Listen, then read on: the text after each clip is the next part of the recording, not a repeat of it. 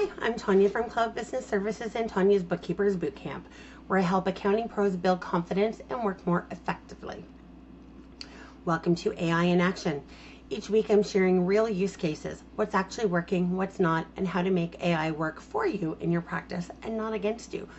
Because at the end of the day, AI should amplify what we do, not replace us. This week, we're diving into tax forms.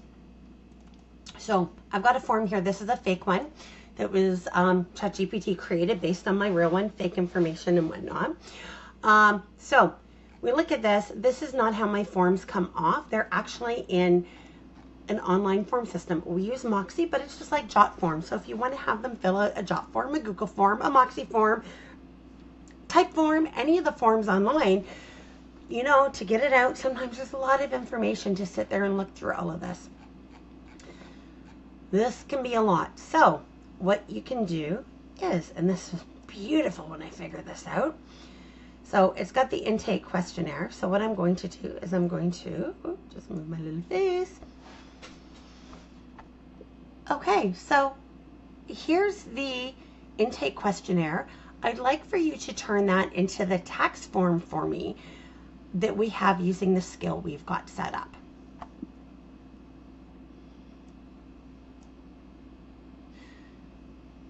So I did set up a skill on this, but it didn't take much to do that. All I did was I had this and I fussed with it until I said, yes, this is what I want.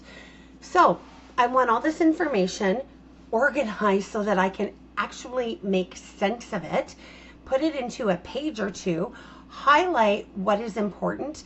Did they sell their home? Did they open an FHSA? What did they open? What do I really need to know?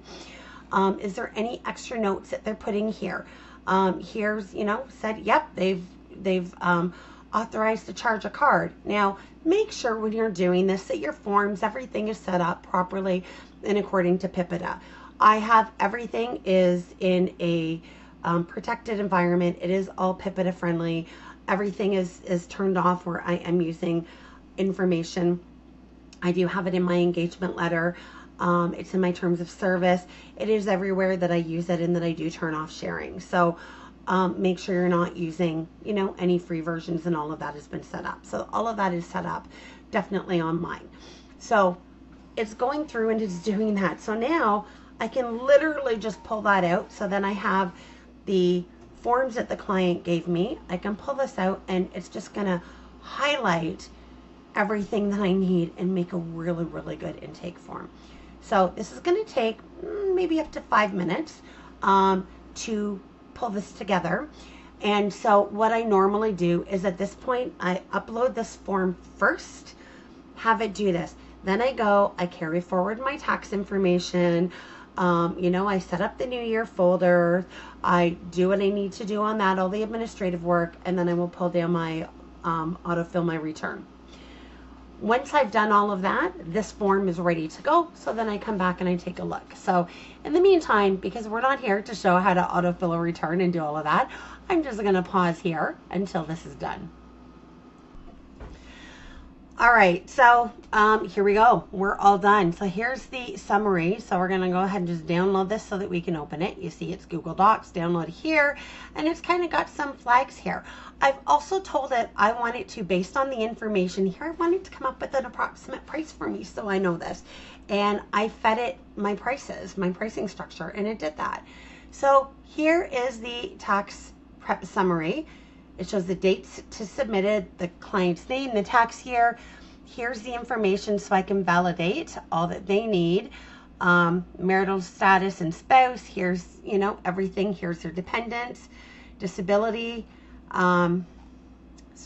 residency and citizenship, income sources, so that I know what to look for, deductions and credits.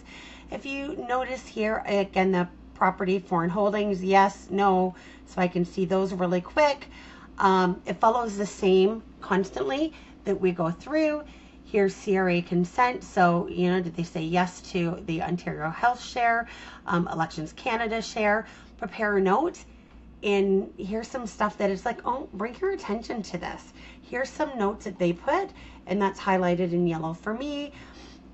If some of this did not apply, it would not be in here. Payment authorization, And the package, here's the package based on the pricing, because that's what I do, and here's that for me. So it's really kind of cool. So it took all of that, put it into something really, really easy. Now I can take that and throw that into my digital file, and it brings it together instead of having to look through everything. So that's kind of cool. And you can do that with almost any form, anything that you can put up and just say, just organize this for me. And it's doing it really, really awesome. So that's what I got for you this week. If this has helped you to start thinking differently about how you're using AI in your practice, that's exactly the point. And this is just the kind of work that we do inside Tanya's Bookkeepers Bootcamp. We help accounting pros and bookkeepers build confidence, think strategically, and outside of the box. So check us out at bookkeepersbootcamp.ca. In the meantime, share this with someone who's still trying to figure AI out, and don't forget to subscribe so you don't miss next week's episode. This is Tanya signing off. I'll see you next week.